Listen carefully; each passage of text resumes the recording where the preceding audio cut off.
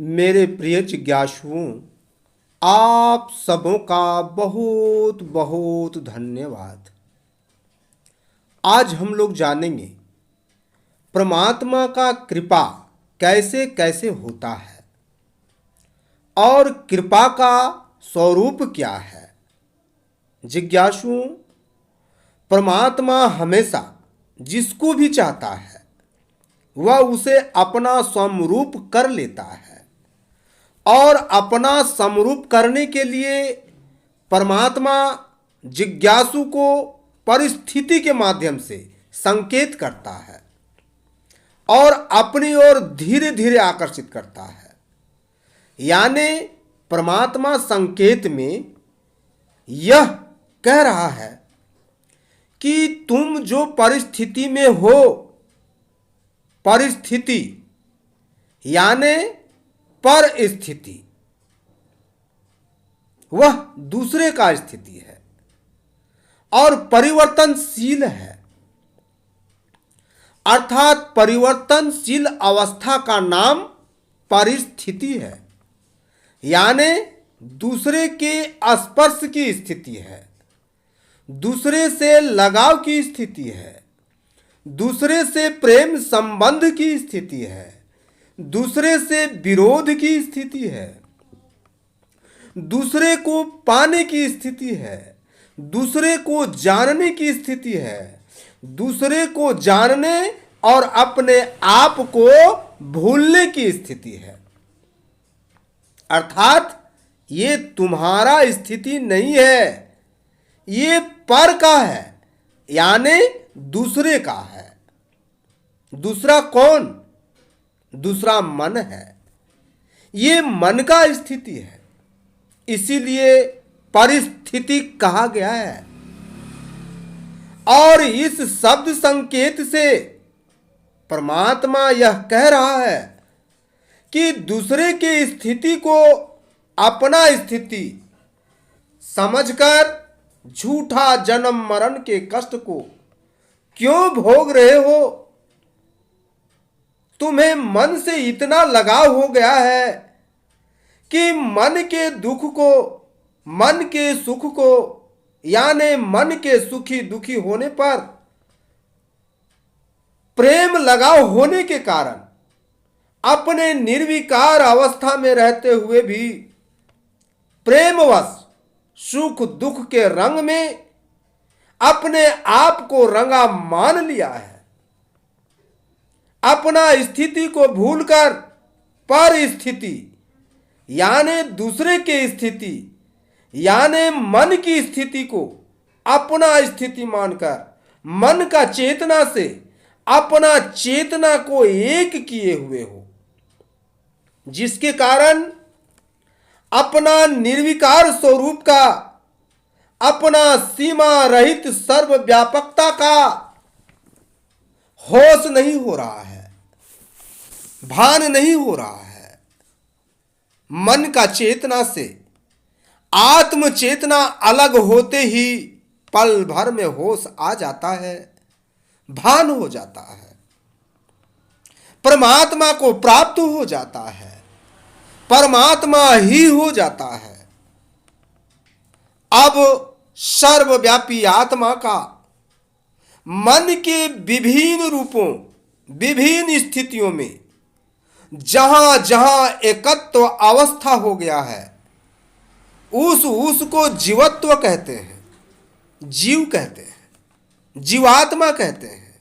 अर्थात जीव जोड़ आत्मा, जीवात्मा यानी मन और आत्मा के एकत्वपन को जीवात्मा कहते हैं। इस प्रकार मन के जितने भी स्वरूप हैं, जितने भी स्वरूप हैं, स्थूल से लेकर के परम शून्य तक, जितने भी देह हैं, जितने भी मन हैं, जितने भी स्वरूप हैं,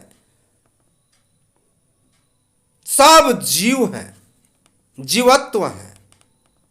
मन से आत्मा का एकत्वपन हटते ही जीवात्मा नहीं, केवल आत्मा हो जाता है और परम अचल अडोल स्थिरता का भान हो जाने के कारण परमात्मा कहा जाता है और वह परमात्मा हो जाता है। अर्थात आत्मा मन के एकत्व से जीवात्मा और अपने आप के एकत्व से परमात्मा होता है। अब परमात्मा का कृपा किसी पर कैसे कैसे होता है और उसका स्वरूप क्या है, आप अपने गले में धारण किए हुए आत्म कृपा कवच को आत्मज्ञानी का स्वरूप समझकर अनन्य भाव से नमन करें और एकाग्रता पूर्वक सुने।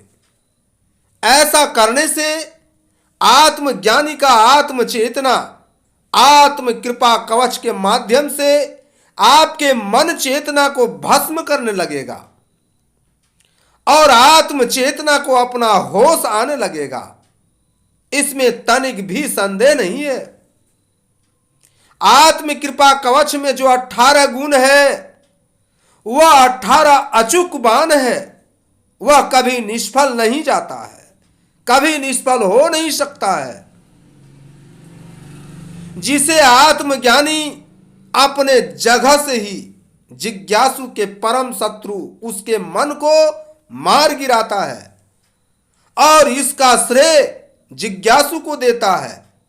जैसे महाभारत युद्ध में अर्जुन के शत्रुओं को भगवान कृष्ण ने मारा था और श्रेय अर्जुन को दिया था। तो जिज्ञासु, परमात्मा का कृपा किसी पर कैसे कैसे होता है और कृपा का स्वरूप क्या है, इसे एकाग्रता पूर्वक सुने। परमात्मा जब किसी जिज्ञासु पर कृपा करता है या कृपा करना चाहता है, अपने समरूप करना चाहता है, तो जिज्ञासु के मनोकामना को पूरा होने नहीं देता है, नहीं देता है। क्योंकि मन की हमेशा वही कामना होता है जो जन्म मरण का कारण होता है। जैसे मुझे धनवान बना दो, करोड़पति अरबपति बना दो, खूब सुंदर महल बना दो, गाड़ी घोड़ा हाथी आदि भौतिक सुख सुविधा जितने भी हैं सर्व सुलभ कर दो, जितने भी स्त्री पसंद आए सब मुझे मिल जाए, सारा लोग मुझे सम्मान करे, मुझे शक्तिशाली बना दो, प्रभावशाली बना दो आदि। यही सब मन का मनोकामना होता है जो जन्म मरण आवागमन बहाव पतन का कारण है। मन के बहाव में बहना पतन का कारण है और परमात्म संकेत में स्थिर रहना उत्थान का कारण है। परमात्म संकेत कृपा क्या है? जब परमात्मा कृपा करता है तो अपना पराया जैसा व्यवहार करने लगता है। अपने ही लोग ऐसा व्यवहार करने लगते हैं कि उससे संबंध तोड़ना नहीं पड़ता, स्वयं टूट जाता है। अधिक से अधिक प्राप्त करने का जो इच्छा होता है वह पूरा नहीं होता है, बल्कि प्रारब्ध में जितना प्राप्ति है उतना प्राप्ति हो जाता है। आपका काम रुकता नहीं है। यानी परमात्मा जिसको अपने समरूप करना चाहता है उसे उसके प्रारब्ध से अधिक कुछ करने देता है, न पाने देता है। ये परमात्मा का निर्विरोध भेद है, रहस्य है, प्रभाव है, आत्मिक विधान है। इसीलिए आपके प्रारब्ध में जो है जितना है और उसे पाने या खोने के लिए, यानी पूरे प्रारब्ध को पूरा करने में क्या करना है, क्या पाना है, किन किन स्थितियों से गुजरना है, ये सब पूर्व से निर्धारित रहता है। इस निर्धारित विधान को परमात्मा अपने कृपा से पूरा करवाता है, न थोड़ा सा अधिक होने देता है, न थोड़ा सा कम होने देता है। क्योंकि अधिक या कम हो जाए तो मन के विधान अनुसार पुनर्जन्म तय हो जाता है, पुनर्जन्म तय हो जाता है। इसीलिए प्रारब्ध से अधिक मन की कोई भी मनोकामना को परमात्मा पूरा होने नहीं देता है। इस रहस्य को जानकर आप निश्चिंत हो जाएं और जो आत्म कृपा कवच के साथ भेद मिला है उससे युक्त रहें। जिज्ञासुओं, जब आप इस भेद को प्राप्त कर निश्चिंत हो जाते हैं तब आत्मज्ञानी अपनी आत्म चेतना से आपकी आत्म चेतना को संचालित कर देता है।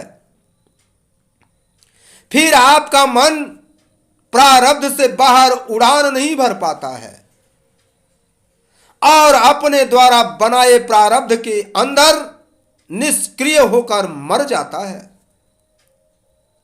इस प्रकार मन को पंगु बनाया जाता है, मरणासन में सुलाया जाता है, बंदी बनाया जाता है और एक ही बार मरण हो जाता है। मन जब मर जाता है, सारा मन, जितने भी मन हैं, स्थूल से लेकर के परम शून्य तक के जितने भी मन हैं, सारा मन का मरण एक ही बार हो जाता है, एक ही बार हो जाता है। इसी को कहते हैं जासु नाम सुमरत एक बारा, अरे उतर से नर भव सिंधु अपारा। एक ही बार सुमरण से सारा मन मर जाता है, सारा मन मर जाता है। तब आपका क्रियमान कर्म और संचित कर्म, पाप कर्म, पुण्य कर्म सब नष्ट हो जाता है और आत्म कृपा कवच धारण करने के कारण आपके प्रारब्ध में फंसा कैद मन का लिंक फेल हो जाता है, जिसके कारण देवी देवता, काल दयाल, गुरु सदगुरु, ब्रह्म पुरुष, सत्पुरुष आदि आत्म कृपा कवच का भेदन न कर पाने के कारण उस मन को कोई बाहर निकालकर बचा नहीं सकता है और मन मर जाता है और आप मुक्ति मोक्ष को प्राप्त कर लेते हो। ये असाधारण कार्य सच्चे आत्मज्ञानी के माध्यम से ही आप पूरा कर सकते हो। जिज्ञासुओं, परमात्मा इसी तरह कृपा करता है और कृपा का यही स्वरूप है जिसे कोई परिवर्तन नहीं कर सकता है, नहीं कर सकता है। लेकिन लोग सोचते हैं कि परमात्मा को हम बहुत चाहते हैं, लेकिन फिर भी परमात्मा मुझे दुख क्यों देते हैं। जिज्ञासुओं, परमात्मा किसी को सुख दुख नहीं देता है। सुख दुख तो मन का स्वरूप है। मन ही अपने अनेकों रूपों में से सुख दुख लिया करता है और दिया करता है। मन के मुख्य 3 विधान हैं। पहला है संचित कर्म का विधान, दूसरा है प्रारब्ध कर्म का विधान और तीसरा है क्रियमान कर्म का विधान। इस 3 विधान के द्वारा पूरे सृष्टि चक्र को चलाया जाता है, पूरा सृष्टि चक्र चलता है। अब ये जानना जरूरी है कि संचित कर्म विधान क्या है। जिज्ञासुओं, संचित कर्म आपके अनेक पूर्व जन्मों के पाप पुण्य संस्कार शुभ अशुभ कर्म का इकट्ठा समूह है, जो सृष्टि के न्यायालय में सुरक्षित रखा गया है।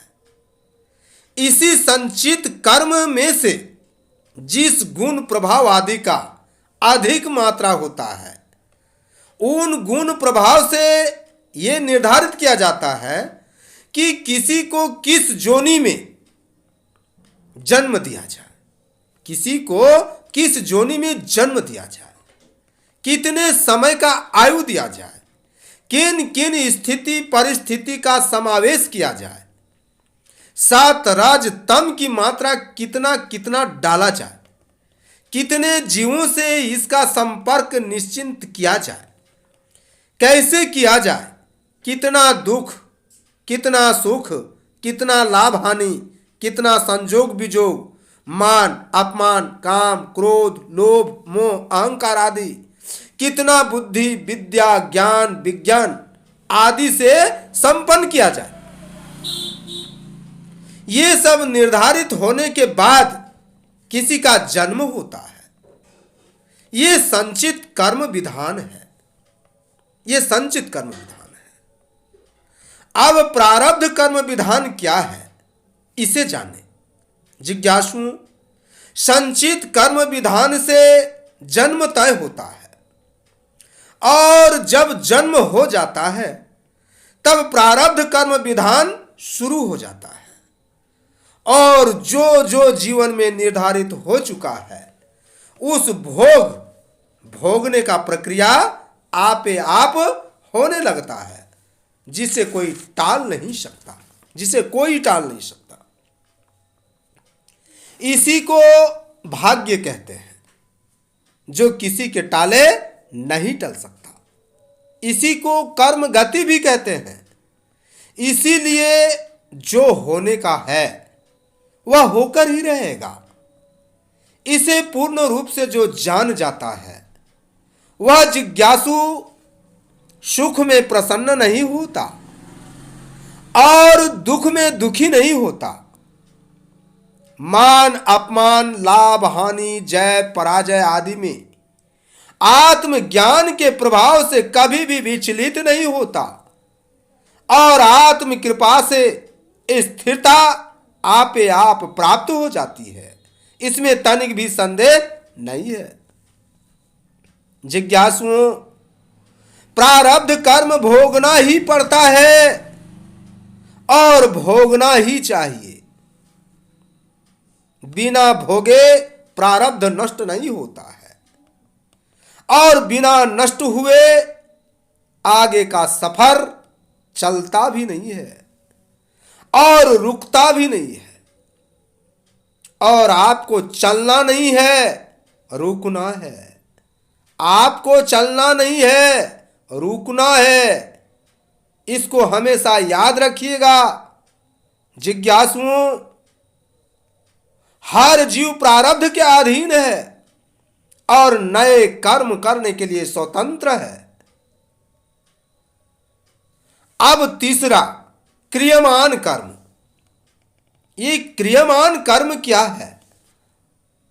प्रारब्ध भोग भोगते हुए नए कर्म करने की स्वतंत्रता के कारण जीव नए नए कर्म भी करता रहता है, और वह सारा नए कर्म फिर सृष्टि के न्यायालय में संचित कर्म के रूप में इकट्ठा होता रहता है। इस प्रकार जीव के ही द्वारा किए हुए कर्म, ये तीनों कर्म विधान घूमता रहता है। जीव के द्वारा किए हुए कर्म, ये तीनों कर्म विधान घूमता रहता है। इसी कर्म विधान में संपूर्ण सृष्टि 1,84,000 का आना जाना होता रहता है, बनता और बिगड़ता रहता है। यही सृष्टि चक्र का स्वरूप है और अटल विधान है और परम चक्र व्यूह है। और इसी चक्रव्यूह को तोड़ने के लिए सच्चे आत्मज्ञानी को अपना सारथी बनाना परम आवश्यक है और आत्म कृपा कवच धारण कर वैराग्य के रथ में सवार होकर तथा विवेक का अस्त्र शस्त्र धारण कर निश्चय किए हुए आत्मिक बुद्धि से सृष्टि चक्र को ध्वस्त कर सृष्टि चक्र व्यूह से बाहर निकल जाना है। ये कृपा केवल आत्मा परमात्मा या सच्चे आत्मज्ञानी के अधीन है। यही परमात्मा का कृपा का स्वरूप है और परमात्मा का अटल विधान है। इस विधान को कोई भी बदल नहीं सकता, कोई भी बदल नहीं सकता। इस विधान को और विधान के रहस्य और भेद को केवल सच्चे आत्मज्ञानी ही जानता है और जान सकता है। दूसरे किसी के बस की बात नहीं है। जिज्ञासुओं, एक बात याद रखिएगा, परमात्मा हमेशा वर्तमान है। परमात्मा हमेशा वर्तमान है। वह कभी भूत या भविष्य नहीं होता और जीव का प्रारब्ध ही वर्तमान होता है। इसीलिए वर्तमान रूपी परमात्मा वर्तमान रूपी जीव के प्रारब्ध को आत्म कृपा कवच के 18 गुणों के घेरे में बंदी बना लेता है और मन चेतना से आत्म चेतना सदा सदा के लिए विलग हो जाता है। यानी मन चेतना से आत्म चेतना अलग हो जाता है, मन मर जाता है। मन स्वतः मर जाता है, प्रारब्ध भी नष्ट हो जाता है और नए कर्म न होने के कारण कर्म का गति रुक जाता है, आवागमन नष्ट हो जाता है, सृष्टि चक्रव्यूह टूट जाता है और कर्ता पुरुष का काल दयाल का खेल खत्म हो जाता है और आप पूर्ण मुक्ति मोक्ष को प्राप्त हो जाते हो। आत्मा परमात्मा ही हो जाते हो, सीमा रहित सर्वव्यापी हो जाते हो। ये आत्मज्ञान, ये आत्मवाणी, ये आत्म संचालित ज्ञान केवल सच्चे जिज्ञासुओं को जो आत्म कृपा कवच धारण किया हो, आत्मज्ञानी को सारथी बनाया हो, योग्यता सिद्ध किया हो, उसी को अपना कृपा प्रदान करेगी और परमात्मा को प्राप्त कराएगी। इसमें तनिक भी संदेह नहीं है। आत्मज्ञानी का आशीर्वाद आवश्यक है। इसीलिए मैं आत्म चेतना से आप सब सच्चे जिज्ञासु को सीमा रहित सर्वव्यापी आशीर्वाद देता हूं। आत्म गुरु परमात्मने नमः। अलौकिक गुरुवे नमः। आज के लिए बस इतना ही। फिर हम अगले ऑडियो वीडियो में मिलेंगे। तब तक के लिए धन्यवाद।